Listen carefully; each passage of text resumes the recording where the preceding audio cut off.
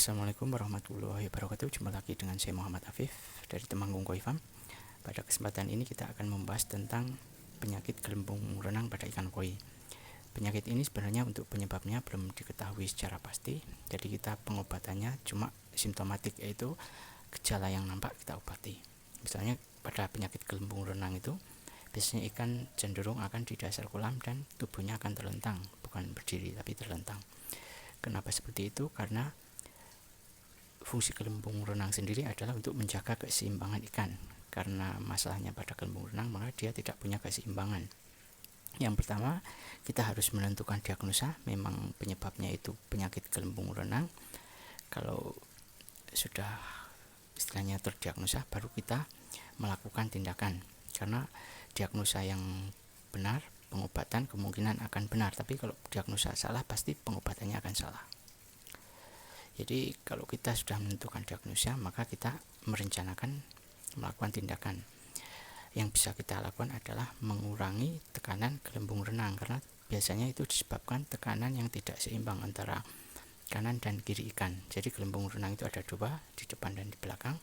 Dan dia itu harus, istilahnya itu presisi, harus sama antara kanan dan kiri, letaknya pas di tengah. Kalau tidak, dia akan kehilangan keseimbangan. Makanya kita akan melakukan aspirasi. Aspirasi itu memasukkan syringe itu apa ya?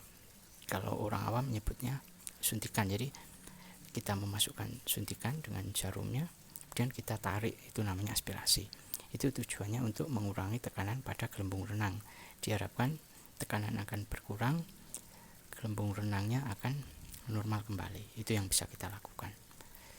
Yang pertama, kita harus menentukan anatomi ikan koi itu, yaitu kita bisa browsing di Google, kan ada itu anatomi seperti apa. Kita menentukan letak gelembung renangnya di mana. Setelah kita tentukan, baru kita melakukan aspirasi. Biasanya letaknya itu di atas rongga perut ya. Untuk lebih jelasnya kita praktekkan saja. Ini ikan yang saya maksud, jenisnya Shiro.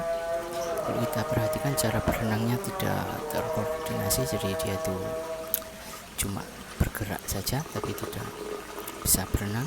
Kemudian dia cuma di dasar kolam, tidak bisa naik ke permukaan. Ikan kita ambil, kemudian kita bius dulu pakai detol. Ini 10 liter air, saya kasih satu tutup detol, kemudian biarkan dia sekitar 10 menit. Setelah benar-benar dia tertidur seperti ini, setelah 10 menit kita ambil dan kita lakukan persiapan untuk aspirasi. Jadi setelah dia tertidur, kita ambil, kita tentukan letak di mana kita akan melakukan aspirasi. Ini yang kita gunakan, suntikan beserta jarumnya, kemudian kita tarik garis koordinat di mana kira-kira letak gelembung renang. Biasanya letaknya itu di sini, di atas perut. Jadi perutnya itu kan di bawah, dia di atas. Kalau dari anus itu ditarik membentuk garis segitiga kalau ke perut yang bawah.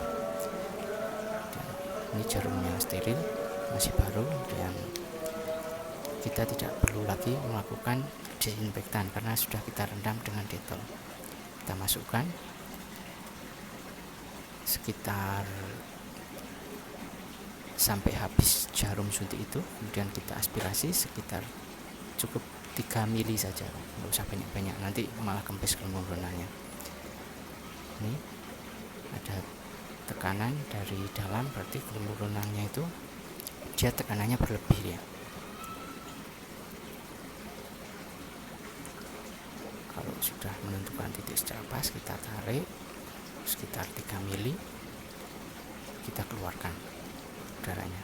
Itu isinya udara. Ini kita keluarkan. Udah, seperti itu saja. Setelah itu kita buat dia agak siuman sedikit, kita cuci dengan air agak bersih, kemudian kita masukkan ke kolam. Kita tunggu sekitar 15 menit. Ini setelah 15 menit. Ya, kalau kita lihat dia cara berenangnya sudah normal.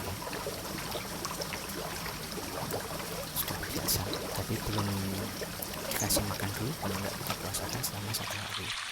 Terima kasih atas atensinya.